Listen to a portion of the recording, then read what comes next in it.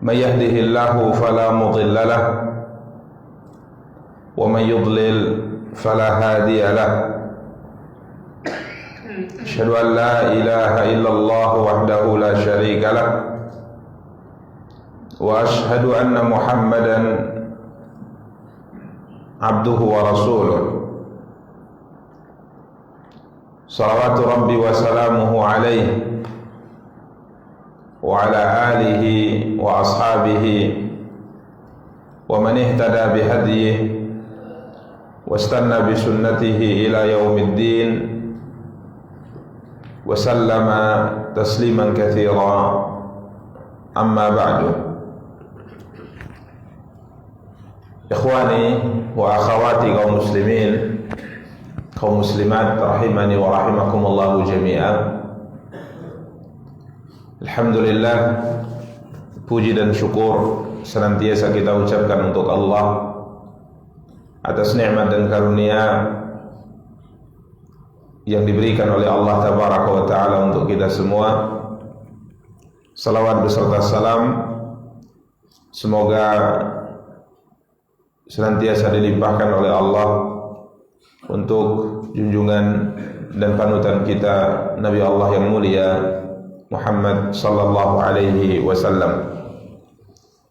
Ikhwani wa akhawati kaum muslimin, kaum muslimat rahimani wa rahimakumullahu jami'an.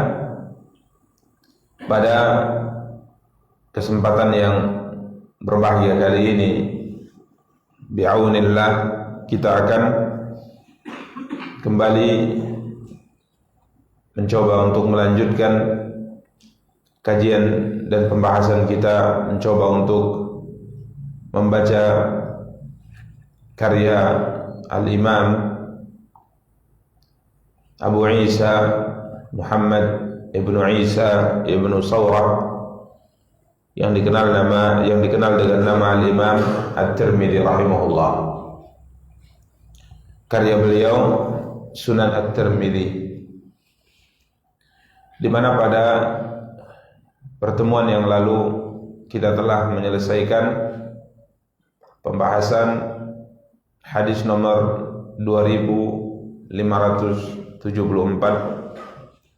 hadis Abu Hurairah radhiyallahu an, di mana Nabi kita yang mulia sallallahu alaihi wa ala alihi wa sahbihi wa sallama bersabda, takhruju unuqun minan nari yawmal qiyamah laha aynani tubsirani wa udhunani tasma'ani wa lisanun yantiq yaqul inni wukiltu bi thalathatin bi kulli jabbarin anidin wa bi kulli man da'a ma'allahi ilahan akhar wa bil musawwirin. Di mana Nabi kita yang mulia salawatu rabbi wassalamuhu alaihi menjelaskan tentang 3 orang yang diancam dengan siksa berat di dalam api neraka Allah tabaraka wa taala. Yang pertama, jabbarin anid, seorang hamba yang sombong dan anid, keras kepala, tidak mau menerima kebenaran dan meremehkan, merendahkan sesama manusia. Kemudian yang kedua, man da'a ma'allahi ilahan akhar, seorang manusia, seorang hamba yang berdoa, beribadah kepada selain Allah tabaraka wa ta'ala, melakukan kesyirikan. Kemudian yang ketiga, wabil musawwirin, dan orang-orang yang melukis makhluk yang bernyawa. Ini hadis terakhir yang kita jelaskan pada pertemuan yang lalu, dan pada kesempatan yang berbahagia kali ini kita akan lanjutkan pembahasan hadis berikutnya 2575. Para ikhwah dan akhwat yang dimuliakan dan dirahmati oleh Allah tabaraka wa taala, hadis dari Utbah bin Ghazwan. Hadis dari Utbah bin Ghazwan, di mana qala Utbah ala mimbarina hada, mimbaril Basrah. Seorang tabi'in berkata bahwa Utbah bin Ghazwan pernah berkata di atas mimbar kita ini, yakni mimbar yang ada di Masjid Qata Basrah di Irak. Dari Nabi kita yang mulia sallallahu alaihi wasallam, beliau bersabda, "Inna as-sakhrata al-'azimata la tulqa min syafiri jahannama fatahwa biha atau fatahwi biha fiha 70 aman wa ma tufdi ila qarariha." Rasulullah sallallahu alaihi wasallam bersabda, sesungguhnya as-sakhratul 'azimah, sebongkah batu yang besar, dicampakkan, dilemparkan ke dalam api neraka. Ya, ada batu besar, kata Rasulullah, dilemparkan ke dalam api neraka. Dari atasnya dilemparkan ke dalam api neraka, maka batu ini jatuh ke dalam api neraka dan sudah berlalu 70 aman, sudah berlalu dari semenjak dilemparkan pertama selama 70 tahun, batu besar ini belum sampai ke dasarnya. Ini menunjukkan para ikhwah dan akhwat yang dimuliakan dan dirahmati Allah, neraka itu dalam. Neraka itu sangat dalam. Jadi neraka disebut dengan darakat, yang merupakan tingkatan-tingkatan yang semakin dahsyat siksanya, maka semakin berada di bawah. Nabi SAW menggambarkan dahsyatnya atau ngerinya kedalaman api neraka, waliyadzubillah. Batu besar dilemparkan ke dalamnya dari atas ke bawah, 70 tahun belum sampai ke dasarnya. Tidak tahu kita bagaimana dalamnya. Ya. Padahal biasanya kalau kita melempar batu dari atas ke bawah itu sekejap dia akan sampai ke titik yang paling rendah. Akan tapi neraka Allah waliyadzubillah, karena begitu sangat dalamnya, 70 tahun belum sampai. Dalam sebagian riwayat, Nabi kita yang mulia sallallahu alaihi wasallam suatu hari sedang duduk bersama dengan para sahabat. Kemudian tiba-tiba Nabi dan para sahabat mendengar suara dentuman yang keras, seperti benda besar yang jatuh. Maka Nabi bertanya kepada para sahabat, tahukah kalian suara apa ini? Para sahabat mengatakan, Allah wa Rasuluhu a'lam, kami tidak tahu. Maka Nabi mengatakan, ini adalah suara batu besar yang dilemparkan dari atas api neraka 70 tahun yang lalu, baru hari ini sampai ke dasarnya. Para ikhwah dan para akhwat yang dimuliakan dan dirahmati Allah, karenanya Umar bin Khattab radhiyallahu ta'ala anhu berkata, sebagaimana disebutkan oleh Imam Ibnu Katsir, wa kana Umar yaqul aktsiru dzikran nar. Beliau berkata, Umar bin Khattab berkata, perbanyak oleh kamu mengingat neraka. Perbanyak mengingat neraka. Apa tujuannya? Agar muncul di dalam hati kita rasa takut dari api neraka. Kemudian rasa takut ini mendorong kita untuk semangat dalam beribadah kepada Allah dan berusaha menjauhi larangan Allah. Perbanyak oleh kamu mengingat neraka. Fa inna harraha syadid. Karena sesungguhnya panas neraka itu sangat berat. Ya, Neraka panasnya itu tidak bisa kita bayangkan. Bagaimana panasnya api neraka? Nabi kita yang mulia sallallahu alaihi wasallam menggambarkan dalam hadis masyhur yang pernah kita sampaikan bahwa seorang yang ringan siksanya dalam api neraka waliyadzubillah adalah seorang hamba yang dibuatkan untuknya 2 buah trompa dari api neraka, atau diperintahkan untuk menginjak atau diletakkan, dilekukan kakinya, lekukan kakinya di pertengahan telapak kaki kita ada lekukan, diletakkan di situ. Jadi tidak diletakkan di depan yang langsung terinjak, tidak pula diletakkan di posisi tumit belakang yang langsung terinjak juga, akan tapi diletakkan di tengah dari telapak kakinya, akhmas, diletakkan di posisi lekukan kakinya.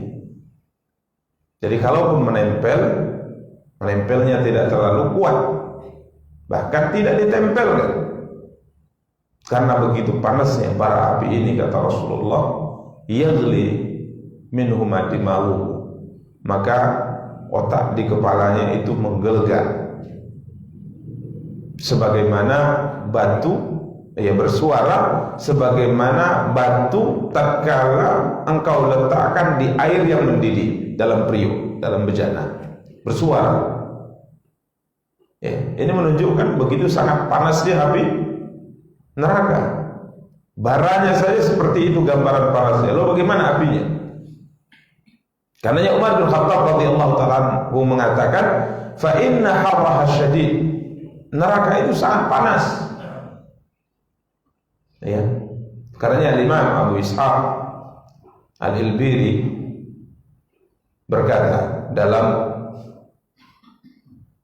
Manzumah At-Ta'iyyah yang beliau tulis, beliau mengatakan, tafirru minal hajiri wa tattaqihi fahalla min jahannam qad fararta.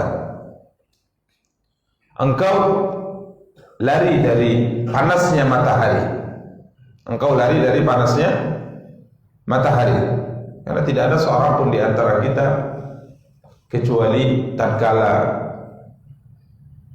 cuaca sudah terasa panas maka ia akan berlindung, sudah pasti. Bahkan kalau seandainya kita duduk di pagi hari saja, kemudian matahari pagi menyinari kita, mungkin kita masih nyaman. Tapi tatkala kita duduk agak terasa lama, kemudian matahari sudah mulai memanas, biasanya duduk kita akan berpindah ke tempat yang terlindung, yang tidak panas. Tafirru minal hajiri wa tattaqi, engkau lari dari panasnya matahari dan kau berusaha melindungi dirimu dari panasnya matahari, imam pakai payung atau kain, atau masuk ke dalam bangunan yang tidak terkena sengatan matahari. Fahalla min jahannam qad fararta, kenapa dari neraka jahanam kau tidak lari? Kenapa dari neraka jahanam kau tidak lari? Padahal panasnya matahari, pancaran matahari dengan panasnya api neraka itu tidak bisa dibandingkan. Bayangkan dahsyatnya panas api neraka sebagaimana yang disabdakan oleh Nabi kita yang mulia sallallahu alaihi wasallam. Kemudian beliau mengatakan, walasta tutiqu ahwanaha adzaba walau kuntal hadida fiha ladubta. Engkau tidak akan mampu menghadapi panasnya api neraka, siksa api neraka, walaupun siksa yang paling ringan sekalipun. Walasta tutiqu ahwanaha adzaba, engkau tidak akan mampu menghadapi siksa api neraka, panasnya api neraka, walaupun siksa yang paling ringan. Walau kuntal hadida fiha ladubta, sekalipun engkau besi di dalam api neraka, niscaya engkau akan meleleh. Kalau engkau besi, engkau akan meleleh dalam api neraka. Ini para ikhwah dan akhwat yang dimuliakan dan dirahmati oleh Allah. Karenanya Tidak ada pilihan bagi seorang muslim dalam kehidupan kecuali berjuang untuk menjauh dari api neraka. Menjauh dari api neraka. Bagaimana caranya? Caranya melakukan apa yang diperintahkan oleh Allah dan menjauhi perkara yang dilarang oleh Allah. Ini jalan kalau kita tempuh, apa yang diperintahkan kita laksanakan, apa yang dilarang kita tinggalkan, insya Allah kita akan dijauhkan dari api neraka Allah Taala. Kemudian beliau mengatakan wa inna qa'raha ba'id. Wa inna qa'raha ba'id. Qa'raha artinya dalamnya. Ke dalam neraka itu sangat jauh, sangat dalam. Sebagaimana disebutkan dalam hadis yang kita bacakan ini, sebongkah batu besar dilemparkan dari atas api neraka, 70 tahun baru sampai ke dasarnya. Kalau kita lempar batu dari atas gunung Sinabung misalnya, berapa ketinggian gunung Sinabung? Di atas permukaan laut kan sudah ribuan biasanya. Kalau kita lemparkan, kira-kira sampai ke bawah itu 1 hari atau berapa? Nggak sampai. Berarti dalamnya bagaimana? Dia lubang besar yang di dalamnya ada tempat-tempat untuk menyiksa orang-orang yang ingkar kepada Allah. Subhanallah, sangat dalam, sehingga muat untuk banyak manusia. Nasallallahu alaihi wasallam. Di dalamnya ada penjara-penjara, ada ruangan-ruangan yang terbuat dari api Allah. Ini mengerikan. Ya, parah ba'id. Kemudian wa inna maqami'aha hadid. Dan sesungguhnya cambuk-cambuk neraka itu terbuat dari besi. Coba antum bayangkan, cambuk terbuat dari besi. Terbuat dari besi, bukan dari tali. Terbuat dari besi. Ini bagaimana? Cambuk terbuat dari besi. Allah Taala berfirman dalam surat Al-Hajj,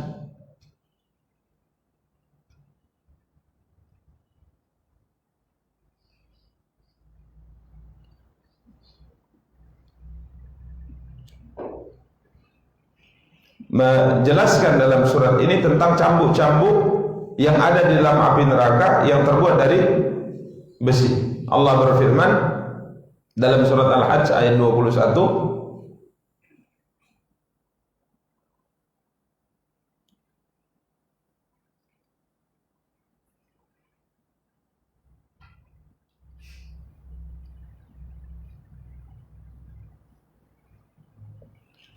walahum maqami'u min hadid. Dan untuk mereka, kata Allah Taala, yakni penduduk api neraka, maqami'u min hadid. Maqami'u min hadid yakni cambuk-cambuk dari besi. Para ulama ahli tafsir menyebutkan dalam tafsir mereka tatkala menjelaskan ayat yang mulia ini, menyebutkan beberapa riwayat, jika seandainya salah satu di antara cambuk ini, salah satu dari cambuk yang disiapkan dari cambuk-cambuk yang banyak untuk menyiksa penduduk api neraka diletakkan di tanah,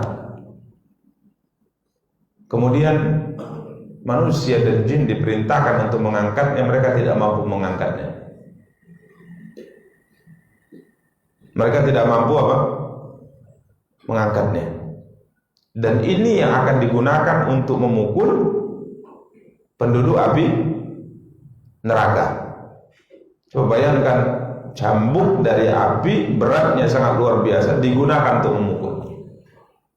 Tentunya akan berhamburan tubuhnya, hancur tubuhnya. Sehingga nanti kita akan jelaskan, kalau seandainya cambuknya ini besarnya luar biasa, lalu tubuh yang disiksa ini besarnya bagaimana? Karena kalau sebesar tubuh kita disiksa dengan cambuk yang terbuat dari besi yang besarnya sangat luar biasa ini tidak sepadan. Maka nanti riwayat bawakan tentang bagaimana postur tubuh, besarnya postur tubuh penduduk api neraka, waliyadzubillah.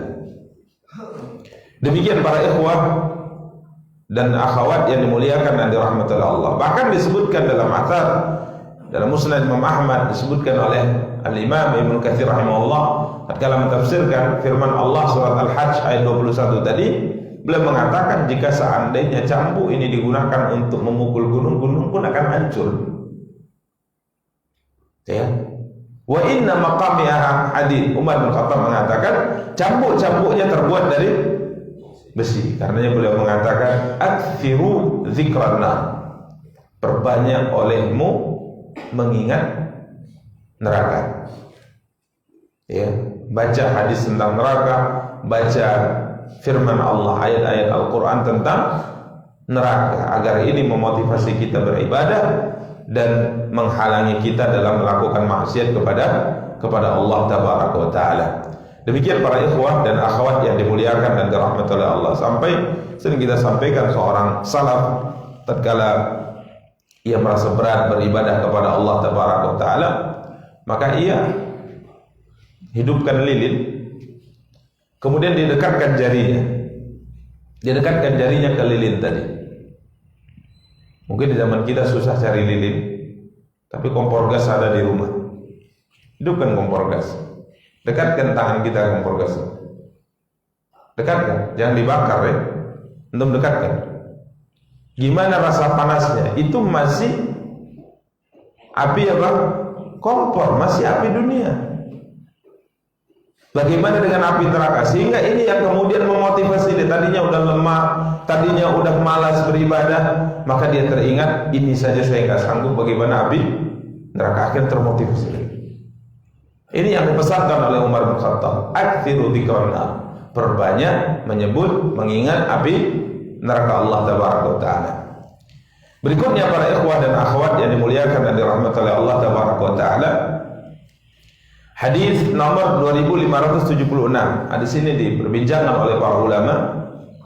Sebagian mengatakan hadis ini dhaif, dari Abu Sa'id Al-Khudri, dari Nabi kita yang mulia sallallahu alaihi wasallam, beliau bersabda, as-su'udu jabalun min narin yutasa'adu fihi al-kafiru 70 kharifan wa yahwi bihi kadzalika abadan. Ada sebuah gunung dalam api neraka, namanya gunung As-Sa'ud. Dia adalah sebuah gunung dari api, gunungnya dari api. Jabalun min nar. Ya, kita bayangkan gunung dari api. Karena ini semua berkaitan dengan perkara gaib yang Allah Maha mampu melakukan apapun yang Dia kehendaki. Di mana seorang kafir dinaikkan ke puncak gunung dari api ini, sampai puncaknya itu setelah melakukan perjalanan dalam waktu 70 tahun. Kemudian dari atas ia dicampakkan ke bawah, sampai ke bawah juga selama berapa?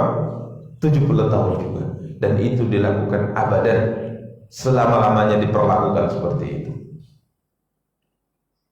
Ya, ini siksa yang kita tidak bisa membayangkan bagaimana beratnya, bagaimana sakitnya dari siksa-siksa api neraka yang diceritakan oleh Allah dan Nabi-Nya yang mulia sallallahu alaihi wasallam. Para ikhwan dan para akhwat yang dimuliakan dan dirahmati oleh Allah. Berikutnya hadis nomor 2577. Hadis dari Abu Hurairah radhiyallahu anhu. Nabi kita yang mulia sallallahu alaihi wa alihi wasallam bersabda, "Inna ghiladha jildil kafiri ithnatani wa arba'una dhira'an wa inna dhirsahu mithlu Uhudin wa inna majlisahu min jahannam kama baina Makkah wal Madinah." Sesungguhnya tebal kulitnya seorang kafir di dalam api neraka, tebal kulitnya ithnatani wa arba'una dhira'an, 42 hasta. Tebal kulitnya. Terbayang enggak kulit? Atau bayangkan kikil. Tebal kulitnya 42 hasta. Tahu hasta berapa? Ya, hasta. Jadi perkiraan, para ulama mengatakan perkiraan ini kurang lebih 50-an meter tebalnya. Tebal kulitnya 50 meter. Dari tempat saya duduk sampai gerbang berapa meter? 40. Berarti sampai seberang lagi ya. Tebal kulitnya 50-an meter. Wa inna dhirsahu mithlu Uhud. Dan gerahamnya, giginya sebesar gunung Uhud. Hadis sahih. Gunung Uhud panjangnya 7 km. Panjangnya 7 km. Lebarnya ada yang mencapai 3 km, ada yang mencapai 4 km lebarnya. Itu satu giginya sebesar itu. Jadi memang tubuhnya dibesarkan oleh Allah sehingga sepadan dengan cambuk-cambuk besar tadi. Dan kenapa dibesarkan juga? Karena semakin besar tubuhnya, maka semakin ia merasakan dahsyatnya api neraka. Nabi mengatakan berikutnya, wa inna majlisahu min jahannam kama baina Makkah wal Madinah. Tempat duduknya itu, tubuhnya sangat besar berarti. Sehingga dia duduk, jarak antara posisi ujung tempat duduk sampai ujung tempat duduk itu seperti jarak Makkah dan Madinah. Jarak Makkah dan Madinah kurang lebih 400-an kilometer. Para ikhwan dan akhwat, nggak bisa kita bayangkan.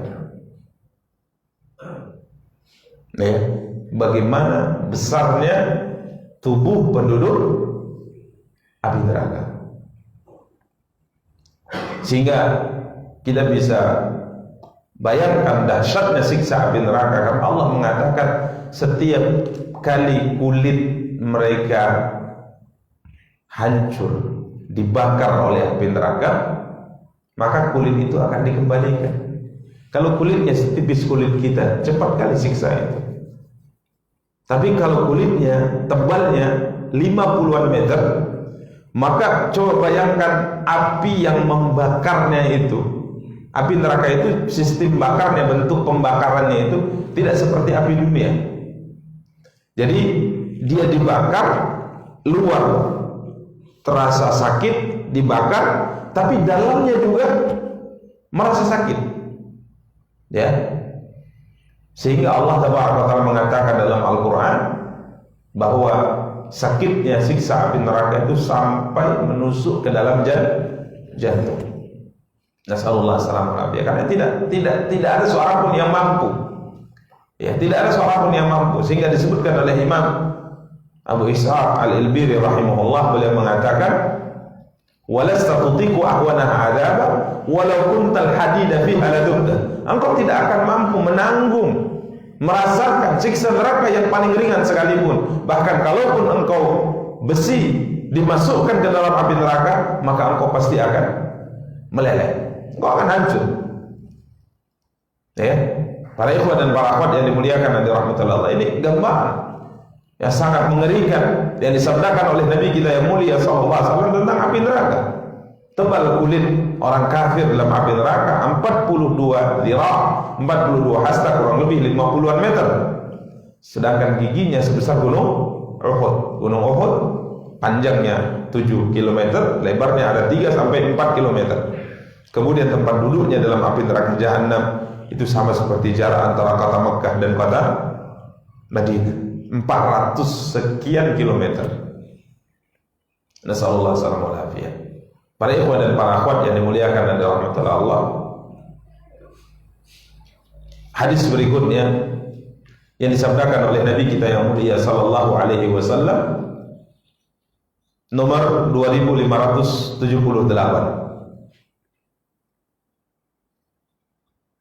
masih berkaitan dengan jasad atau besar tubuh penduduk api neraka pada hari kiamat.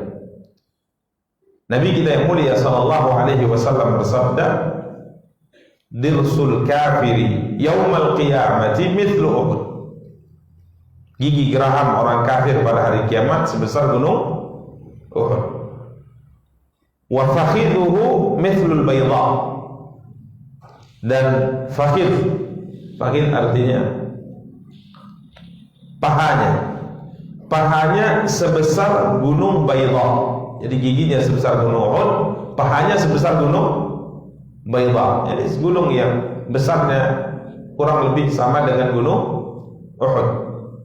Wa maq'aduhu minan nari masirata thalath. Sedangkan tempat duduknya di dalam api neraka perjalanan 3 hari. Perjalanan 3 hari.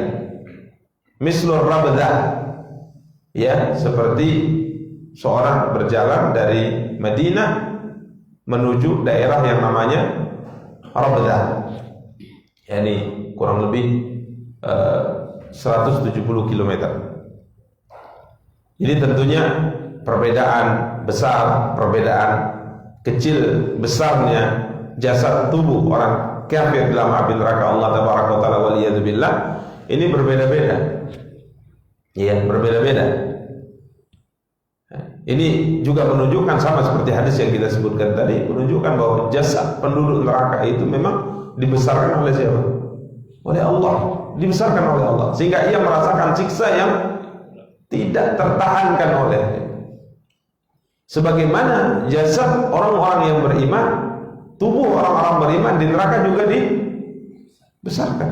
Semua kita, sebagaimana telah kita bacakan pada pertemuan tadi, kalau kita membaca tentang surga Allah, jasad tubuh penduduk surga di dalam surga itu besarnya sama seperti besarnya nenek moyang kita Adam alaihissalam. Ya, berapa? 60 hasta. Ya, 60 hasta. Jadi kalau penduduk neraka itu 42 hasta itu kulitnya saja. Kulitnya saja. Tebal kulitnya. Kalau kita penduduk surga, tinggi kita itu 60 hasta. Ya, subhanallah. Ini menunjukkan bahwa penduduk api neraka yang dimaksudkan di sini adalah orang yang memang ditetapkan kekal di dalam neraka. Artinya orang-orang kufar, orang-orang yang melakukan kesyirikan besar, orang-orang yang memang ditetapkan oleh Allah kekal dalam api neraka. Berbeda dengan seorang muslim yang karena dosanya kemudian ia masuk ke dalam api neraka. Bentuk siksanya itu tidak seperti ini. Ya, bentuk siksanya tidak seperti ini, sehingga disebutkan bahwa orang mukmin muslim yang karena dosanya masuk ke dalam api neraka, itu dalam api neraka disiksa oleh Allah tabaraka wa taala. Di antara mereka tatkala disiksa, dibakar, ia menjadi seperti sebongkah arang. Jadi arang. Ya, jadi arang, sebongkah arang. Kemudian pada waktu yang telah ditetapkan oleh Allah, mereka mendapat syafaat. Bongkahan arang ini dikeluarkan dari api neraka sekumpulan-sekumpulan, seperti arang. Kita tahu arang. Sekumpulan dikeluarkan, sekelompok dikeluarkan. Kemudian bongkah arang ini, bongkahan-bongkahan arang ini hakikatnya adalah seorang muslim yang banyak melakukan dosa sehingga dibakar dalam api neraka, kemudian dimasukkan ke dalam surga, dilemparkan ke sungai Firdaus, sungai yang ada di surga Firdaus. Kemudian di sungai ini ia dimandikan. Bahkan sebagian riwayat mengatakan penduduk surga menyiraminya dengan air surga, sehingga bongkahan arang ini tumbuh layaknya manusia. Hadis sahih disabdakan oleh Nabi kita yang mulia sallallahu alaihi wasallam, disebutkan oleh Al-Imam Abu Abdullah, anaknya Imam Abu Daud, dalam Manzumah Al-Hayyah beliau mengatakan, wa qul yukhrijullahu al-'azimu bi fadli minan nari ajsadan minal fahmi tutrahu 'ala an-nahri fil firdausi tahya bima'ihi kahibbi hamilis sayli idja'a yadfa'u. Nabi sallallahu beliau berkata, katakan, yakini bahwa kelak pada hari akhirat ya, Allah akan mengeluarkan dengan karunia-Nya ya dari api neraka ajsadan minal fahmi tutrahu, yakni jasad-jasad hamba-hamba Allah yang melakukan maksiat dari kalangan orang yang beriman dari api neraka seperti bongkahan arang, seperti arang. Kemudian dilemparkan ala nahri, dilemparkan ke dalam sungai di surga Firdaus.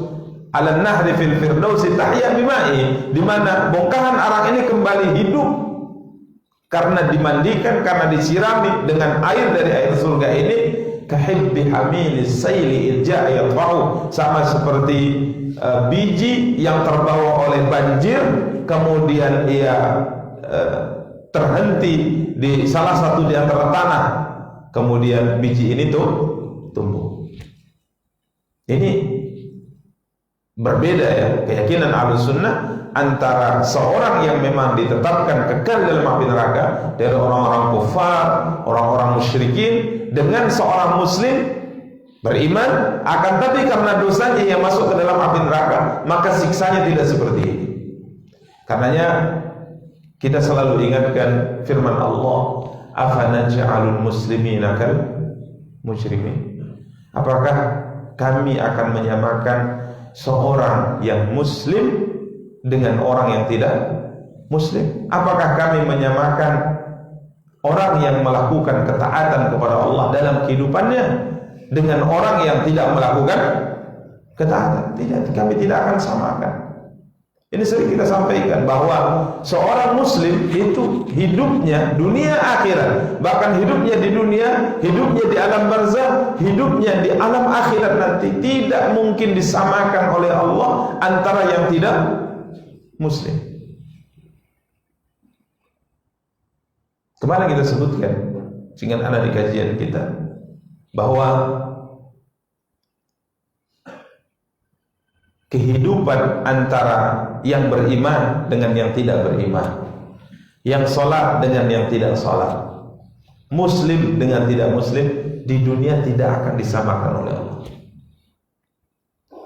Tidak akan disamakan oleh Allah. Kita hanya melihat orang dari sisi zahir saja. Hati kita tidak tahu. Allah tidak akan samakan. Ya, bagaimana kebahagiaan orang yang mengerjakan sholat dengan kesengsaraan orang yang tidak mengerjakan sholat. Sekalipun yang tidak mengerjakan sholat secara zahir Allah berikan dunia untuknya, tidak sama. Rasanya itu tidak sama. Rasanya tidak sama. Bagaimana hati kita berseri-seri rasanya, bahagia rasanya setelah kita melakukan apa? Ibadah kepada Allah. Jadi ada sebuah rasa dalam ibadah yang dengannya seorang itu ingin kembali mengulangi apa yang dia lakukan. Karena para ikhwah, rasa ini mesti dikejar. Karena amal saleh, iman kepada Allah itu ada rasa manisnya. Yang kita menjadi orang yang kalau candu ya, jadi candu ya. Karena ada rasanya. Kita ingin mengulang, kita ingin mengulang, kita ingin mengulang. Kenapa? Karena ada rasanya. Maka kalau sudah sampai pada tingkat merasakan manisnya amal saleh, merasakan manisnya iman kepada Allah, ini sudah sampai pada titik yang subhanallah surga dunia. Ini surga dunia. Jadi surga dunia itu terletak pada apa? Merasakan manisnya beribadah kepada Allah. Kalau sudah sampai ke tingkat ini para jemaah, insya Allah yang namanya ibadah merupakan tujuan utama dalam hidup kita. Tapi kalau belum bisa sampai pada titik ini, kita masih menjadi orang yang sengsara hidup di atas muka bumi. Kenapa Nabi, para sahabat merasa berbahagia kalau beribadah kepada Allah? Karena mereka sudah merasakan nikmatnya ibadah. Nikmatnya ibadah. Kalau kita kan belum. Kadang-kala ada beberapa poin ibadah yang kita belum merasakan nikmat. Masih kita rasakan itu masih beban. Sehingga tidak sampai pada tingkat merasakan ibadah tadi. Kalau sampai pada tingkat merasakan manisnya ibadah, subhanallah, nikmat hidup di dunia. Sehingga seorang ulama pernah sudah sampai pada tingkat merasakan nikmat dalam menuntut ilmu. Kala itu dia sedang istirahat, duduk di pinggir sungai, kemudian makan roti. Rotinya keras, tidak bisa roti kering ya. Mungkin sekarang roti apa kering di kita? Roti kelata. Roti kelata apa masih bisa dimakan? Ini keras. Jadi caranya bagaimana? Dia rendam dulu di sungai itu roti tadi, dibasahi dulu, baru bisa dimakan.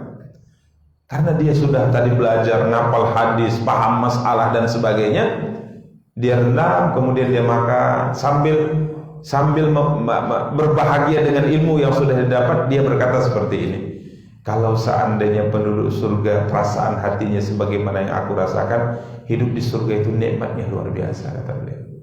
Padahal cuma makan roti kering. Jadi beliau mengatakan, ya kalau penduduk surga itu perasaan hatinya seperti saya, perasaan jiwa seperti saya saat ini, berarti penduduk surga itu hidupnya nikmat sekali gitu. Jadi kebahagiaan itu sebenarnya bukan yang kita lihat secara zahir. Orang makan enak tapi tidak merasakan bahagia. Orang punya istana mewah tidak merasakan bahagia. Karena letak kebahagiaan sering kita katakan ala bi dzikrillah tatmainnul qulub, dengan ibadah kepada Allah. Ya, kira-kira bayangkan hidup makan dengan roti kering tapi bahagia, karena dia sudah merasakan manis yang menuntut ilmu. Sampai ada seorang ulama, karena ada satu permasalahan yang belum terpecahkan, 3 malam tidak tidur. Dia punya budak, punya pelayan, jadi dia baca dari Ba'da Isya. Ada satu permasalahan yang belum bisa dia pahami. Ba'da Isya dia baca, dia ambil kitab. Kemudian dahulu tentunya tidak ada penerang listrik, jadi pakai lampu. Kalau sudah mau habis minyaknya, maka pembantunya hidupkan lagi, tambah hidup lagi. Maka terus baca sampai subuh. Kemudian beliau sholat subuh. Ba'da subuh dia baca lagi sampai zuhur. Ba'da zuhur dia baca lagi sampai asar. Itu 3 hari 3 malam. Bahkan pembantunya itu ngasih makan dia sambil menyuapi. Jadi sambil baca sambil menyuapi. Sudah baca lagi. Terus sampai 3 hari 3 malam baru ilmu itu terbuka, satu permasalahan terbuka, baru dia mengatakan alhamdulillah sekarang aku bisa istirahat. Maka kemudian dia pun istirahat baru tidur. Orang yang bisa sampai seperti ini karena ia sudah merasakan apa? Nikmat. Makanya handphone ini sekarang nikmatnya luar biasa kita rasakan ya. 1 jam, 2 jam nggak terasa kita sedang berselancar di dunia maya. Bahkan sambil berdiri pun tahan kita. Berdiri nih 15 menit. Nggak terasa. Karena kita sudah merasakan nikmatnya main handphone. Makanya sebagian ulama kontemporer mengatakan, dulu saya selalu merasa bahwa salaf itu tak kalah ibadah seperti itu belum tergambar. Setelah munculnya teknologi seperti ini baru saya bisa merasakan bahwa memang mereka itu bisa mampu beribadah walaupun 3 jam, 4 jam, 10 jam mampu. Setelah kita mampu atau bermain dengan alat ini, kadang 1 harian pun kurang waktunya. Karena hati kita sudah full di situ. Ini kenikmatan yang Allah katakan tidak akan Allah samakan kehidupan orang yang beribadah dengan yang tidak beribadah, apalagi nanti setelah mati. Bagaimana cara pencabutan nyawa orang yang beribadah mukmin dengan yang tidak mukmin itu beda. Cara nyabut nyawanya pun beda. Malaikat yang dikirim juga berbeda. Afanaj'alul muslimina kal mujrimin, kata Allah, apakah kami akan samakan cerita perjalanan hidup seorang muslim dengan yang tidak muslim? Tidak akan Allah samakan. Malaikat yang mencabut nyawa seorang yang beriman datang dengan kabar gembira, kembali kepada Allah, kepada ampunan Allah, kepada ridha Allah. Dia sudah membawa kain kafan yang dibawa dari surga, kemudian dicabut dengan perlahan. Dicabut dengan perlahan. Beda dengan orang kafir. Ya, malaikat datang itu mengerikan. Datang dengan kabar engkau akan kembali kepada murka Allah, kembali ke neraka Allah, sehingga nyawa ini tidak mau keluar. Nabi mengatakan nyawa orang yang beriman tatkala diberi kabar gembira dia akan masuk surga, maka nyawa ini akan pasrah, memasrahkan, sama seperti air yang dialirkan dari bejana yang dimiringkan. Pasrah dia. Kenapa? Memang meninggalkan dunia itu menyedihkan. Meninggalkan istri kita, anak kita, harta kita. Sedih tidak? Sedih. Mau merantau saja nangisnya luar biasa. Lalu bagaimana kalau kita mau berpisah selama-lamanya? Sedihnya luar biasa. Akan tetapi tatkala malaikat mengatakan engkau akan bertemu Allah, engkau akan mendapat ampunan Allah, engkau akan mendapat ridha Allah, kita lihat bahwa kehidupan setelah ini yang kita tinggalkan penuh dengan kesedihan, kita akan mendapatkan kebahagiaan. Maka kita memasrahkan nyawa kita untuk dicabut oleh malaikat. Berbeda dengan orang kafir, sudah sedih meninggalkan keluarganya, dia dijanjikan dengan siksa Allah. Maka nyawa ini tidak mau dicabut, sehingga malaikat sampai memukul-mukul nyawa jasad orang ini agar nyawanya bisa dicabut. Maka dicabutlah nyawa dengan keras dan diletakkan di kengkapan dari api neraka. Waliyadzubillah. Jadi afana ja'alul muslimin akal mujrimin. Begitu juga nanti di alam barzah. Beda. Ya, pelayanan, beda sikap yang dilakukan oleh para malaikat kepada yang beriman dengan yang tidak beriman. Begitu juga tentunya surga dan neraka. Bahkan dalam hadis yang kita jelaskan tadi, sekalipun kafir masuk neraka, mungkin ada seorang yang beriman karena dosanya masuk neraka, tapi bentuk siksanya itu berbeda. Bentuk siksanya berbeda. Karena para ikhwan dan akhwat yang dimuliakan dan dirahmati Allah, sering disampaikan iman merupakan modal yang paling utama. Kita terus harus menjaga keimanan kita tetap ada dalam dada kita sampai kita bertemu dengan Allah Tabaraka wa Ta'ala. Demikian para ikhwah dan para akhwat yang dimuliakan dan dirahmati oleh Allah Tabaraka wa Ta'ala. Kemudian hadis 2579 juga sama, ya, terkait dengan sabda Nabi kita yang mulia sallallahu alaihi wasallam, dirsul kafiri mithlu Uhud. Gigi orang kafir di neraka sebesar gunung Uhud. Berikutnya hadis nomor 2580. Hadis ini dithaifkan oleh sebagian para ulama. Hadis Abdullah bin Umar, dia berkata telah bersabda Rasulullah sallallahu alaihi wasallam, innal kafira la yushabu lisanuhu al-farsakha wal farsakhain yatawaqqa'ahu nas. Ini terkait dengan lisan, Sesungguhnya orang kafir lisannya itu ditarik sepanjang satu farsakh atau dua farsakh. Satu farsakh atau dua farsakh. Satu farsakh itu berapa?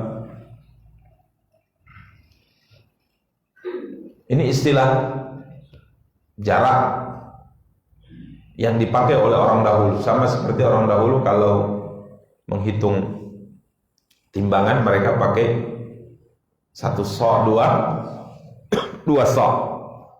Nabi kita yang mulia sallallahu alaihi wasallam mewajibkan kaum muslimin untuk mengeluarkan zakat fitri satu sok dari kurma atau satu sok dari makanan pokok. Ya, satu sok dari kurma, satu sok dari gandum, satu sok. Satu sok itu bilangan ukuran di zaman itu. Kalau kita sekarang nggak pakai lagi sok ya, kita pakai kilogram. Sama seperti ukuran atau timbangan emas dan perak di zaman dahulu. Mereka tidak menggunakan gram, tapi mereka menggunakan 1 dinar 2 dinar, 1 dinar 2 dinar, 1 dirham 2 dirham. Sehingga para ulama berusaha untuk menyimpulkan atau berusaha untuk mengetahui ukuran, timbangan, jarak berat dan ringan yang ada dalam istilah-istilah hadis itu mereka berusaha menjelaskannya dalam hitungan yang diketahui oleh masyarakat di zaman kita. Sehingga mereka mengatakan satu sa' itu, ya dulu pakai sa' itu tempat, sama seperti kita mu, ya, pakai ada tempat. Jadi satu sa' itu diperkirakan. Mereka berusaha mencari satu sa' yang masih tersisa dari sa' di zaman Nabi SAW itu sebenarnya berapa kilogram. Mereka berusaha mengkajinya, berusaha mendalaminya, sehingga muncul kesimpulan maksimalnya 3 kilogram. Jadi satu sa' itu maksimalnya 3 kilogram. Jadi sebagian mengatakan berkisar dari 2 kilo sampai 3 kilo. Sehingga di negeri kita satu sa', ya satu sa' zakat fitr itu sama dengan berapa? 2,7. Ya, 2 kilo 7 on. Ya. Jadi sebagian ulama mengatakan kalau mengeluarkan 2,5 sudah sah belum? Sebagian mengatakan sah. Ya, tapi lebih amannya itu memang 2,7 sebagaimana yang ditetapkan di negeri kita. Kalau lebih gimana? 3 kilo, tidak ada masalah kata ulama. Jadi per kepalanya itu 3 kilogram itu tidak ada masalah. Ya, demikian para ikhwah dan akhwat. Sekarang hitungan farsah. Farsah ini jarak, 1 farsah, 2 farsah. Ya, para ulama mengatakan, ini pendapat wallahu alam yang paling mendekati kepada kebenaran. 1 farsah itu 3 mil. 1 farsah itu 3 mil. 3 mil. Sering kita sebutkan 1 mil itu berapa? 1,6 kilometer.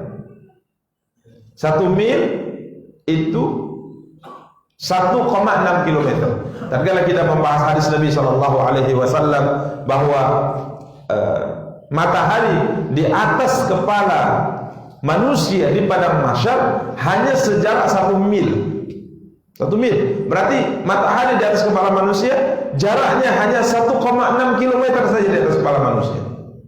Berarti panasnya luar biasa, dahsyat panasnya. Di sini disebutkan lisan orang kafir yushab, ditarik panjangnya 1 farsah atau 2 farsah, kemudian diinjak-injak oleh manusia. 1 farsah 3 mil. 1 farsah 3 mil. Berarti kali 3. Berarti kali 3. Berarti berapa? 4 meter, 4 kilometer 800. 4,8. Subhanallah, panjang. Nasallahu alaihi wasallam. Tidak terbayangkan kita. Karenanya para ikhwah dan akhwat yang dimuliakan dan dirahmati Allah, kita ingatkan kepada seluruh manusia. Kadang manusia ini diingatkan untuk ibadah kepada Allah, dia mengatakan Allah Maha Pengampun. Allah Maha Pengampun. Surga itu nikmat, nanti kita diampuni. Benar. Tapi antum jangan lupa, Allah juga keras siksanya. Karenanya Allah mengingatkan wali dalam firman-Nya, "Nabi ibadi anni anal ghafurur rahim." Sampaikan kepada hambaku ya Muhammad, aku adalah zat yang maha pengampun lagi zat yang maha penyayang. Tapi lanjutkan ayatnya, wa anna adzabi huwal adzabul alim, dan sesungguhnya siksaku adalah siksa yang amat pedih kata Allah. Nah, kalau kita sekarang kan terbuai dengan ayat yang pertama saja, aku maha pengampun, aku maha penyayang. Sehingga ada sebagian berpikir, ya tidak apa-apa, maksiat Allah kan maha pengampun. Sallallahu alaihi wasallam.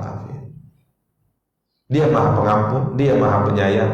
Tapi ingat, murkanya, siksanya juga sangat menakutkan. Subhanahu wa ta'ala. Para ikhwah dan para akhwat yang dimuliakan dan dirahmati oleh Allah tabaraka wa ta'ala. Berikutnya hadis nomor 2581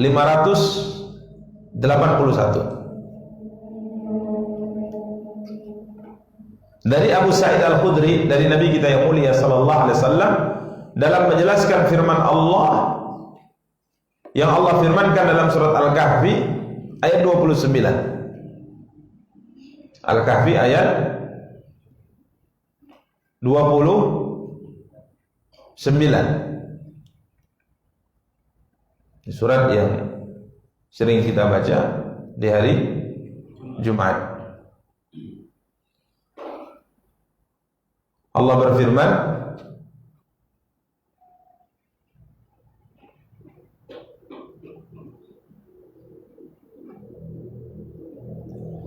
wa qulil haqqu min rabbikum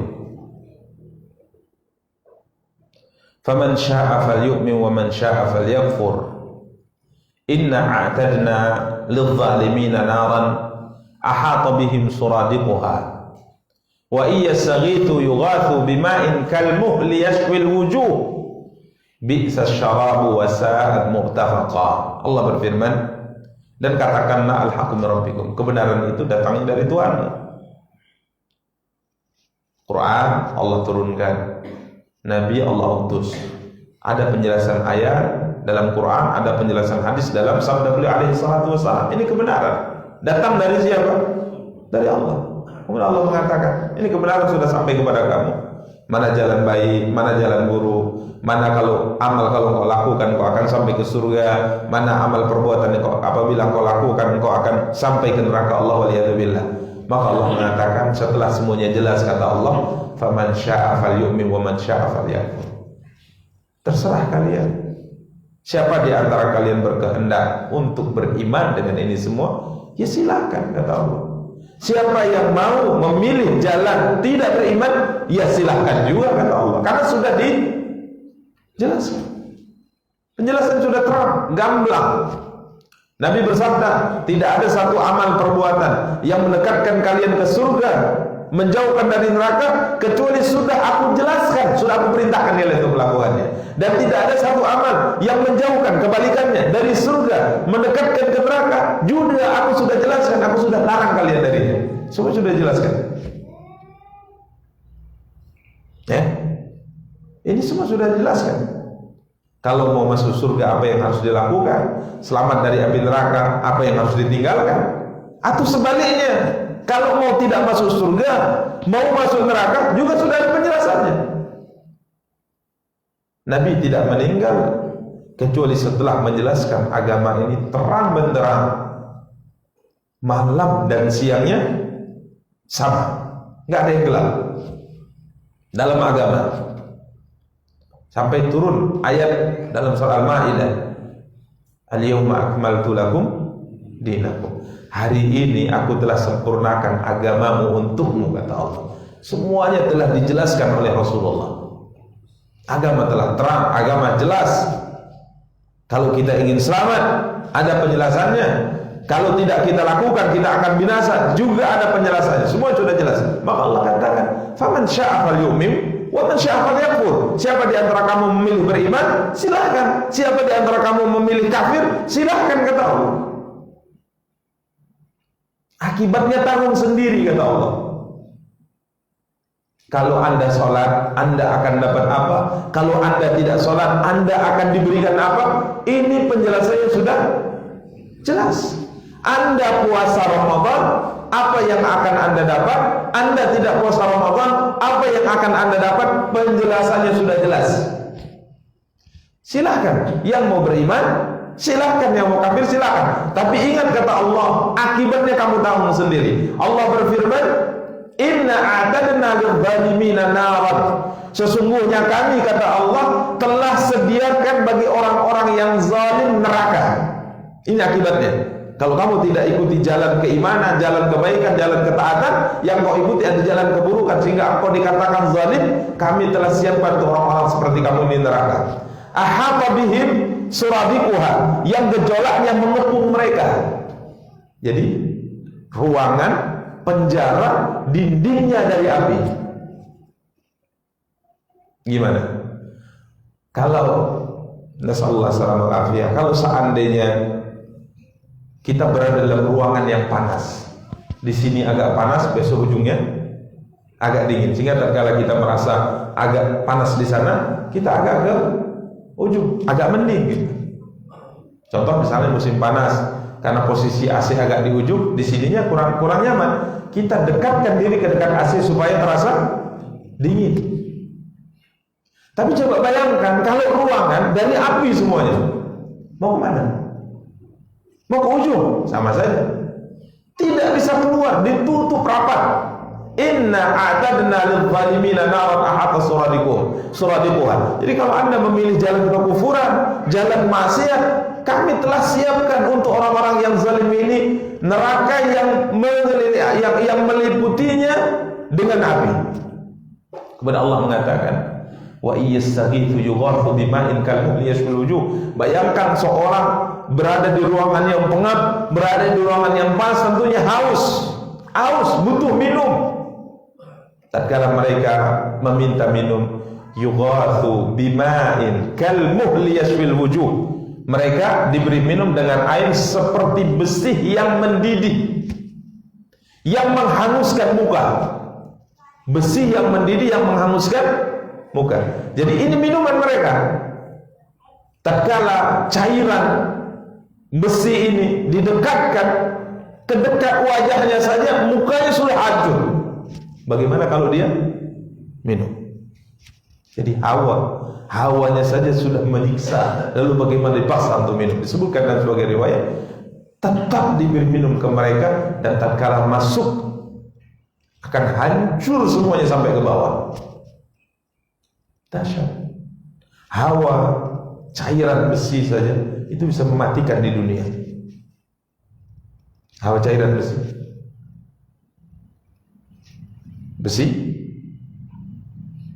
di pabrik besi itu gak bisa mendekat.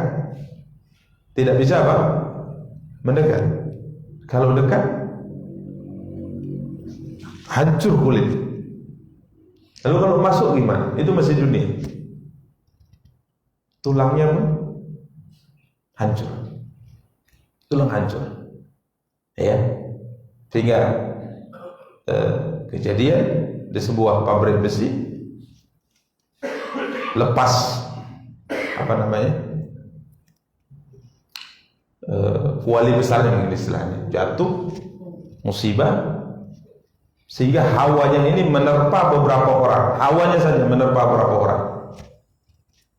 Jasadnya itu seperti terbakar semuanya. Padahal tidak terkena cairan besi, tidak, hanya hawanya saja bisa terbakar. Sampai ada salah satu di antara mereka, rahimahullah, bahwa Allah merahmati beliau, termasuk keluarga kita, dia tutup tangannya. Dengan tangannya, karena panas dia tutup tangannya, itu bakar sampai mukanya. Itu masih hawa cairan besi di mana? Di dunia. Nasallahu alaihi wasallam. Enggak sanggup. Hanya saja kadang-kala iman yang seperti ini tertutup dengan godaan syaitan. Lupa kita. Kita anggap remeh, neraka. Ditutup oleh syaitan tadi. Allah Maha Pengampun. Semudah itu engkau mengatakan. Lupa kita dahsyatnya api neraka ini. Sehingga Allah mengatakan kalmuhli yashwil wujuh, ya, dengan air seperti besi yang mendidih, yang menghanguskan muka. Bi'sa syarab, kata Allah. Itulah minuman yang paling buruk, kata Allah, dan tempat istirahat yang paling jelek, kata Allah. Api neraka. Ini firman Allah. Nabi SAW katakan dalam hadis mengomentari ayat ini, ka'akriz zaiti fa idza qarabahu ila wajhihi saqatat farwatu wajhihi fihi. Dia seperti cairan minyak yang begitu panas, yang apabila didekatkan maka daging wajahnya itu meleleh. Baru dekat, belum diminum, baru didekatkan, dia haus minta minum, Allah berikan kepadanya cairan yang begitu sangat panas. Kalau didekatkan di wajahnya, daging di wajahnya hancur, meleleh karena begitu panasnya. Saqatat farwat wajhihi. Nasallallahu alaihi wasallam. Ini para ikhwah dan akhwat yang dimuliakan dan dirahmati oleh Allah, gambaran siksa api neraka. Gambaran siksa api itu dijelaskan oleh Nabi SAW dengan sejelas-jelasnya agar kita berhati-hati dalam kehidupan. Ya, agar kita berhati-hati dalam kehidupan. Karena nikmat yang kita sebut dengan fata morgana, karena orang melakukan sebuah maksiat kadang-kala merasa senang gitu. Tapi ini hanya sebatas fata morgana. Setelah kenikmatan yang sementara itu datang kemudian adalah kesedihan. Tidak akan tenang orang yang melakukan maksiat kepada Allah, tidak akan tenang sampai kapanpun, tidak akan tenang sampai kapanpun, tidak akan bahagia. Kalaupun dia ada sedikit secerca bahagia, setelahnya adalah penyesalan, setelahnya adalah ketakutan, setelahnya adalah hilangnya kenikmatan ibadah kepada Allah Taala. Karena ya para ikhwah dan para akhwat yang dimuliakan dan dirahmati Allah, ini diantara sifat neraka yang disabdakan oleh Nabi, yang disebutkan oleh Imam Tirmidzi rahimahullah, yang hendaknya benar-benar kita renungkan, benar-benar kita hadirkan dalam hati kita, sehingga kita mencoba berusaha dalam kehidupan ini untuk selalu mentaati Allah Taala, menjalankan perintahnya dan menjauhi larangan Allah Taala. Demikian para ikhwah dan para akhwat yang dimuliakan dan dirahmati Allah. Setelahnya mungkin kalau ada yang ingin ditanyakan, kita persilahkan. Wassallallahu ala nabiyina Muhammadin wa ala alihi wa sahbihi wa tabi'in. Silakan.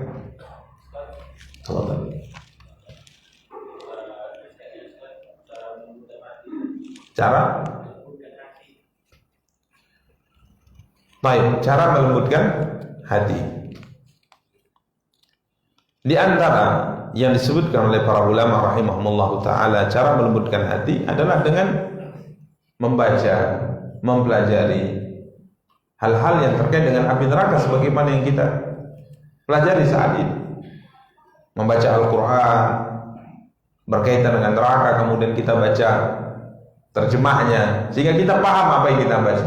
Ini hati akan lembut. Hati akan lembut. Di antaranya juga cara melembutkan hati adalah dengan melihat orang-orang yang Allah Taala uji mereka dengan ujian berat dalam kehidupan dunia. Ya. Sampai Nabi sallallahu alaihi wasallam didatangi oleh seorang sahabat yang mengadu kepada Rasulullah, hatinya keras. Saya merasa hati saya keras ya Rasulullah. Gimana ya solusinya? Ya. Konsultasi kepada Rasulullah. Ya. Kalau saat ini para ulama selalu katakan bahwa kita konsultasi biasanya kalau kita sakit jasmani, mata sakit konsultasi, telinga sakit konsultasi, sakit tertentu konsultasi. Ini semua sakit fisik kita konsultasi. Tapi jarang kita konsultasi tatkala berkaitan dengan sakit hati, batin. Kenapa seperti itu? Karena kita juga nggak merasa kalau batin kita sedang sakit, nggak tahu kita. Kalau kita tahu batin kita ini sedang sakit, kita pasti akan konsultasi juga gitu. Atau bahkan kita tidak menganggap itu masalah gitu. Kita nggak menganggap itu sakit. Berat kali ibadah kepada Allah, ya biasa saja, namanya manusia. Padahal itu masalah sebenarnya. Ada masalah di hati kita. Maka sahabat ini datang kepada Rasulullah kemudian mengatakan, ya Rasulullah, hatiku keras rasanya. Bagaimana orang bisa mengetahui hatinya keras? Karena diingatkan tentang surga neraka biasa saja gitu. Masuk telinga kanan, keluar telinga kiri, biasa, nggak ada pengaruhnya. Fulan, sholatlah kamu. Nanti kamu kalau tidak sholat, kamu disiksa oleh Allah. Bahaya ini loh. Oh iya kan. Lewat begitu saja. Ini berarti masalah di hatinya. Jangan lakukan maksiat, diam saja, santai saja gitu. Berarti dia sedang terkena penyakit batin. Hanya saja dia tidak tahu sedang sakit. Jadi orang-orang yang tidak melakukan ibadah kepada Allah, melakukan maksiat kepada Allah, sebenarnya mereka sedang sakit, dan sakitnya itu sudah kritis. Tapi nggak sadar. Orang kan menganggap sakit kritis itu yang sudah makan pun nggak selera, kan? Minum juga nggak selera, nggak bisa jalan. Ah itu ini sudah kritis nih, harus cepat bawa ke rumah sakit.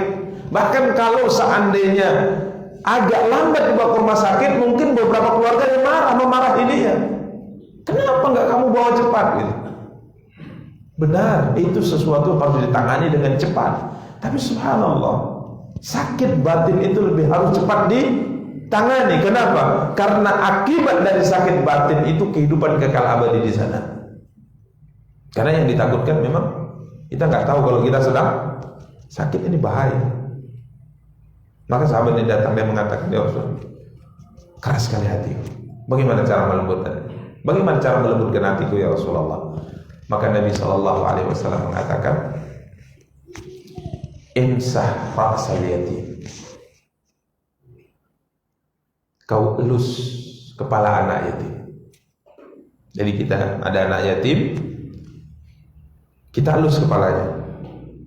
Anak yatim seorang anak yang belum balik, mungkin 6 tahun, 7 tahun, ayahnya meninggal. Tatkala kita tahu dia yatim, coba elus kepalanya sambil membayangkan beratnya beban hidup anak ini karena orang tuanya sudah meninggal. Allah pasti akan lembutkan hatimu. Ini teknik yang disabdakan oleh siapa? Oleh Nabi kita yang mulia sallallahu alaihi wasallam. Karena memang hati keras mendengar ancaman neraka tidak terpengaruh, ini membahayakan. Ya, ini membahayakan. Maka di antara yang disabdakan Nabi yang kita bacakan tadi, diperintahkan untuk apa? Mengelus anak yatim. Nabi juga perintahkan dalam hadis tersebut, at'im al-miskin. Kau tahu ada orang betul-betul miskin dalam kehidupan, beri makan dia. Kalau kita bersedekah tepat sasaran kepada orang yang betul-betul membutuhkan, ada seperti gerakan dalam hati kita, hidup hati itu. Kalau sedekah sekedar sedekah kan, yang penting udahlah saya sedekah gitu. Tapi coba cari betul-betul orang miskin, betul-betul susah hidupnya. Makan di hari ini saja untuk kebutuhan hidupnya kurang, apalagi untuk hari besok. Kita tahu itu, datangi, beri kepadanya makanan, beri kepadanya bantuan. Ini rasa ada sebuah kehidupan baru dalam hati kita. Mensyukuri nikmat yang Allah diberikan Allah kepada kita. Kita tidak seperti dia, kita masih punya harta. Kemudian tatkala kita coba berusaha, tatkala beribadah itu sampai pada titik mendapatkan ruh ibadah. Ruh ibadah ini yang kadang-kadang kita tidak perhatikan. Kita dalam ibadah itu kadang-kadang penting banyak kan gitu, tapi ruhnya tidak dapat. Maka ruh ini harus dikejar, ruh ibadah, rasa ibadah itu harus dikejar. Berapa lama sholat malam? 4 jam Ustaz. 4 jam. Apa yang antum merasakan selama 4 jam sholat? Iya, nggak ada sholat. Saya jalankan perintah Allah, belum dapat ruhnya. 1 rakaat kalau ruhnya dapat, itu manisnya luar biasa. Ya, dipilihkan antara sholat dengan yang lainnya nggak mau. Sampai ada terkait dengan, karena kita sering memotivasi diri menuntut ilmu, ada seorang ulama ahli hadis menikah. Berarti malam itu pengantin baru. Setelah selesai, dia ketemu istrinya, teringat satu permasalahan. Nah, ambil buku dulu. Pak, malam pengantin baru nih. Kalau kita nggak mungkin nih. Nggak mungkin. Hah? Ambil buku. Baca hadis. Masya Allah. Datang istrinya, Bang.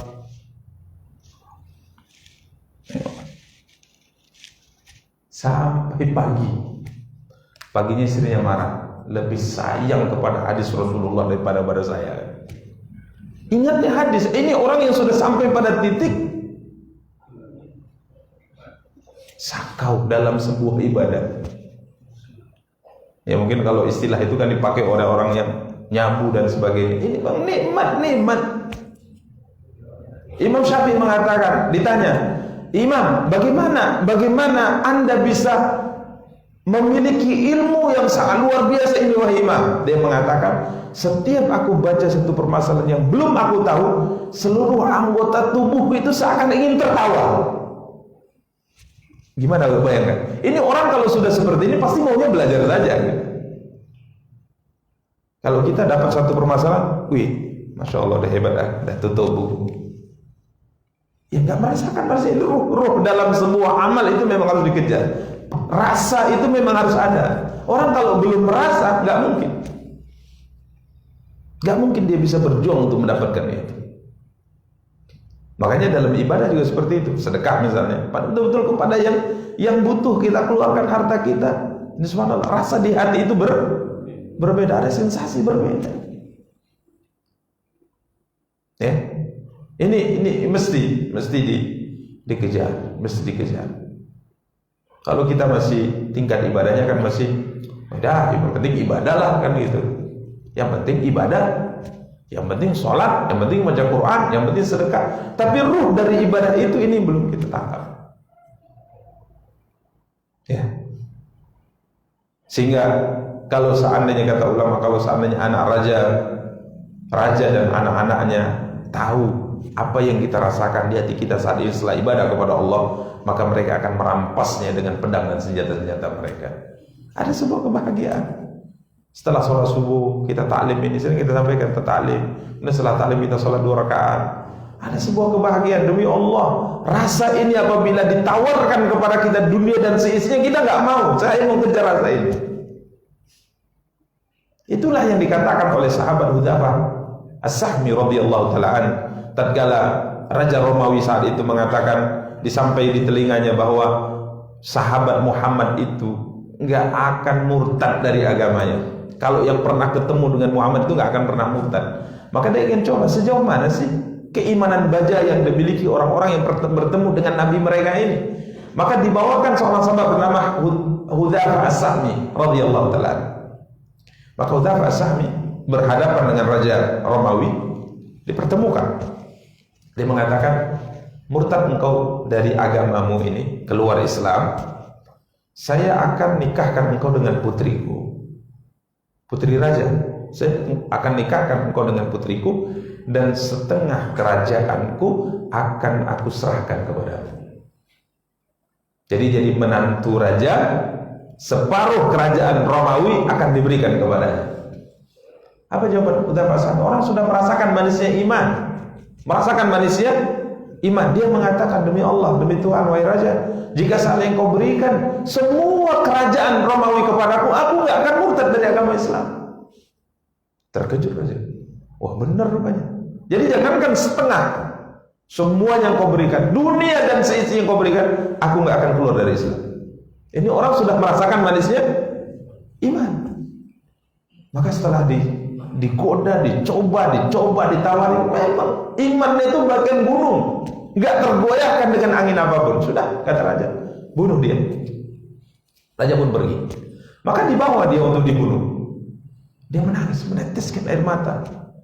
Maka Al-Gujo mengatakan, wah ini karena mereka ingin membatalkan anggapan yang selama ini menyebar di tengah masyarakat, Muslim yang pernah bertemu dengan Muhammad tidak akan pernah murtad. Tapi menangis juga, ini menangis. Mungkin dia menyesal karena tidak menerima tawaran raja. Maka mereka informasikan ke raja. Mereka informasikan ke raja. Maka raja mengatakan, bawa dia kemari lagi. Dibawa. Anda menangis, nyesel ya, tak terima tawaran tadi karena akan dibunuh. Dia mengatakan, bukan raja, saya bukan nyesel karena nggak terima tawaran kamu tadi, tapi saya menyesal, atau saya bukan menyesal bahasanya, saya merasa bahwa kenapa Allah berikan saya satu nyawa. Seandainya Allah berikan saya 100 nyawa dan setiap nyawa saya dicabut untuk mempertahankan agama saya. Kenapa kok satu nyawa saya? Karena satu nyawa setelah dibunuh habis gitu. Nggak ada lagi perjuangan, nggak ada rasa manis lagi yang bisa saya rasakan. Maka raja mengatakan, tergeleng-geleng raja mengatakan, sudahlah, kamu saya bebaskan dengan syarat kamu cium kepala saya. Bangsa Arab mencium kepala itu sebagai kehormatan. Makanya Seorang ayah itu biasa di sana kepalanya dipegang kemudian dicium. Dipegang kepala bapaknya. Kalau kita, uish, kamu nih kurang ajar kan gitu kan. Ini ada. Tak bisa juga kita pakai di sini. Tiba-tiba kita pegang kepala bapak gitu cium. Kamu nih. Ini adat ya, adat bangsa Arab. Jadi biasa mereka memuliakan seorang itu dipegang, punuk belakang, kepala belakang itu dipegang untuk dicium gitu. Kalau kau cium kepala saya, kamu saya merdekakan, kamu saya bebaskan.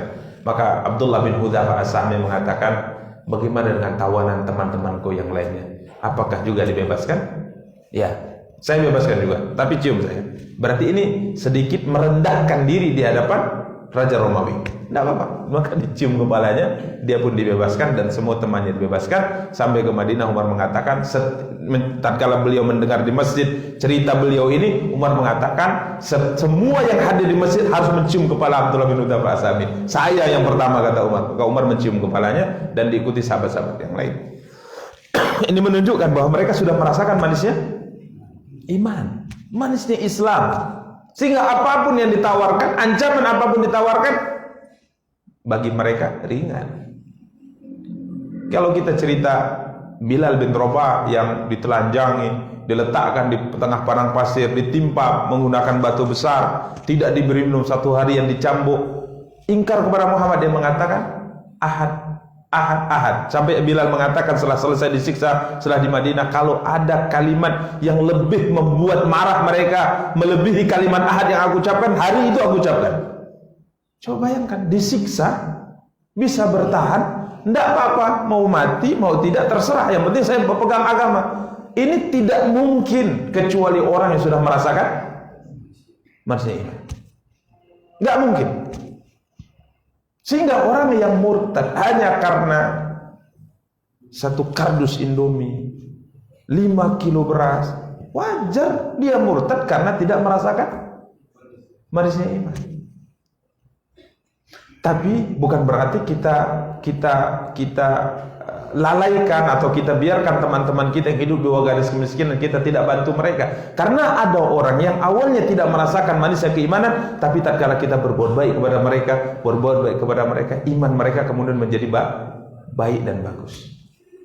Ada orang-orang seperti itu. Ini subhanallah. Ini yang kita lihat dalam sejarah para sahabat. Ada seorang sahabat bernama Khubayb bin Adi. Khubayb ibnu Adi. Dia ditawan dia dengan 2 orang, Khubayb bin Adi dengan Zaid bin Dathinnah radhiyallahu ta'ala anhuma.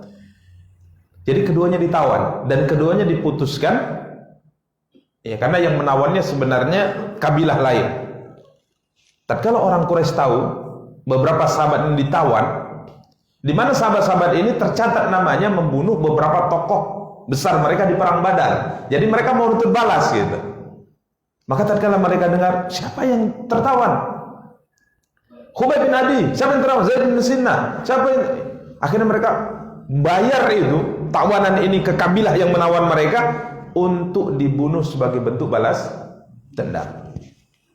Zaid bin Sinnah dikurung di Makkah karena besok adalah ketetapan hari eksekusi, dibunuh. Maka dia minta Musa, dia minta pisau untuk membersihkan dirinya. Tiba-tiba ada masuk seorang anak ke dalam ruangan dia ditawan. Masuk anak.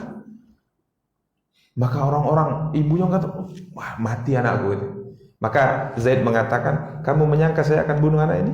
Nah, enggak. Kami umat Islam tidak melakukan itu. Walaupun kalian besok akan membunuh saya, tapi ini anak tidak berdosa. Ini anak tidak berdosa. Apa dosa anak ini saya bunuh? Enggak ada. Enggak boleh. Islam melarang kami melakukan demikian.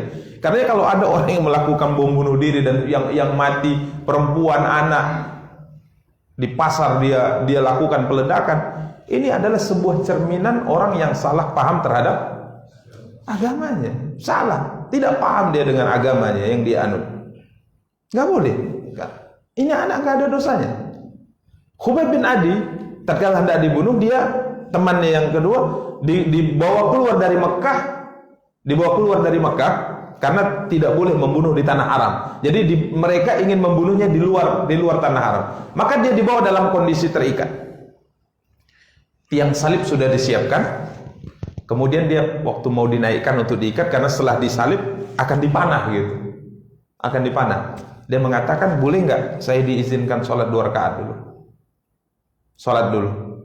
Mereka mengatakan, silakan. Dilepaslah. Ini nggak lari loh. Dilepas, maka kemudian dia sholat. Sholatnya bagus. Ini diperhatikan oleh orang-orang kafir Quraisy yang rame-rame menonton pembunuhan dirinya, Khubayb bin Adi.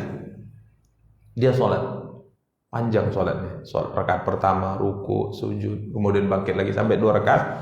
Dia pun salam. Kemudian mengatakan, demi Allah, kalau bukan aku takut kalian merasa berkeyakinan saya memanjangkan sholat saya karena takut dibunuh, saya ingin panjangkan sholat saya sepanjang-panjangnya.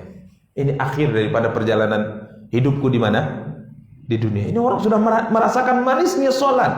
Kemudian dia disalib, di atas, diikat dia.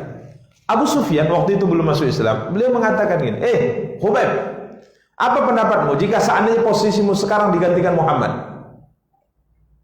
Yang kami salib, kami ikat ini Muhammad yang hendak kami bunuh, sedangkan engkau duduk bersama keluargamu sebagai Muhammad sekarang di Madinah duduk dengan keluarganya. Khubayb mengatakan, demi Allah, saya tidak ingin posisi saya digantikan oleh Muhammad sekalipun Muhammad tertusuk 1 duri di kakinya. Bertepuk tangan semua mereka. Hebat ya, tidak ada manusia yang mencintai seseorang melebihi akan cinta sahabat Muhammad terhadap Muhammad. Artinya lebih bagus saya mati daripada Muhammad tertusuk duri. Luar biasa. Ini orang sudah merasakan manisnya iman, manisnya ibadah, sehingga apapun siap dia korbankan demi untuk agamanya. Kalau kita masih bisa merasakan manisnya permen saja mungkin ya, belum. Ini yang mesti dikejar, karena inilah surga dunia sebenarnya. Enak ibadah, nyaman ibadah, ya, apapun yang ada tetap kita bisa kesampingkan untuk apa? Ibadah kepada Allah. Yang penting saya ibadah. Kalau dunia ini kecil, ini orang sudah merasakan manisnya iman.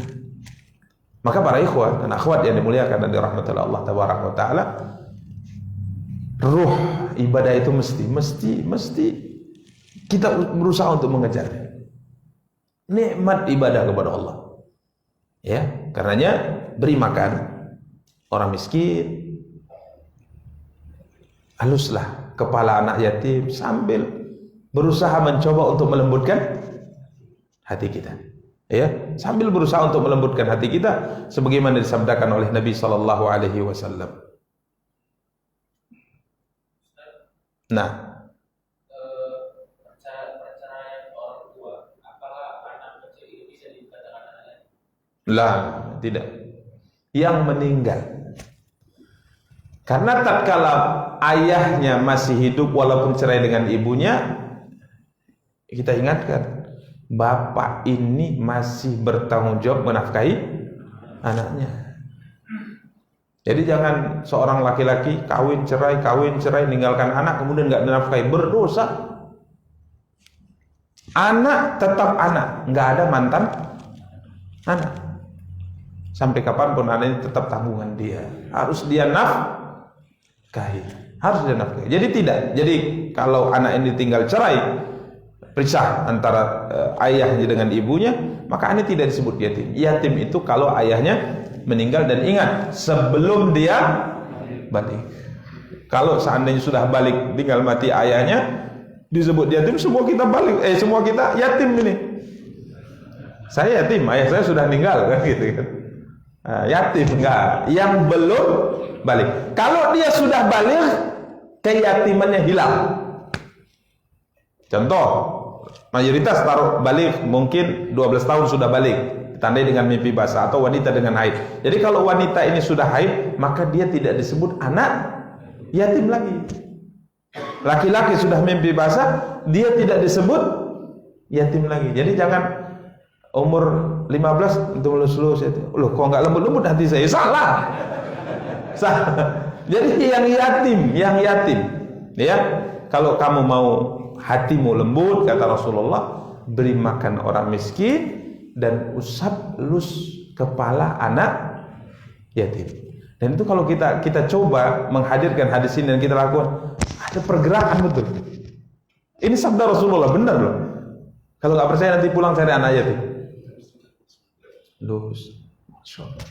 Benar kata Rasulullah itu. Asal itu semangat ibadah kepada Allah. Ya.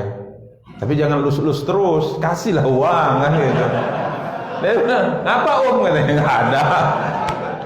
Kasih. Dia, ini sering lus kepala saya. Ada apa sih Om? Nggak ada lus. So, apa Om? Lus lagi gitu.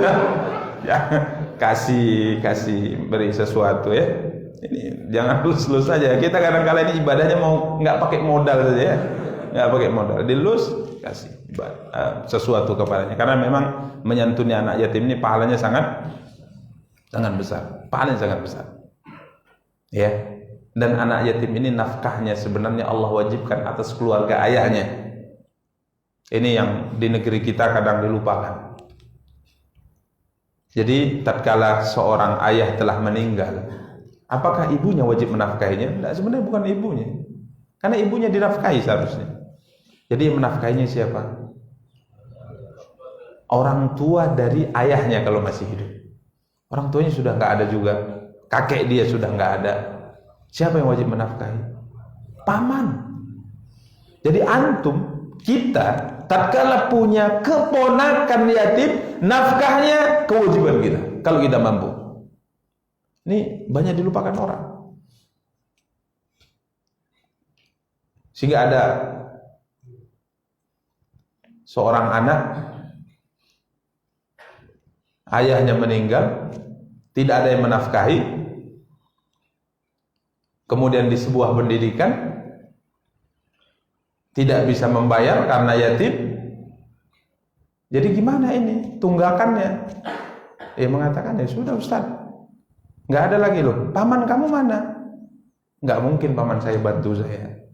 Karena orang kita di Indonesia kan rata-rata seperti itu. Artinya yatim itu ya tanggung jawab ibunya. Kita pamannya melupakannya, kita uaknya melupakannya. Ini harus diperhatikan ya. Saudara bapaknya yang telah meninggal itu wajib menafkahi mereka. Ya, wajib menafkahi mereka. Maka kita sebagai laki-laki harus paham tanggung jawab ini. Harus paham tanggung jawab ini. Ya, jadi santuni.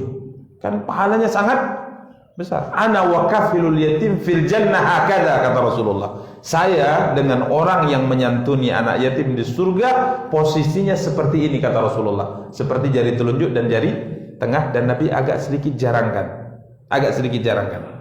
Jadi tidak nempel. Agak sedikit jarang. Tapi dekat.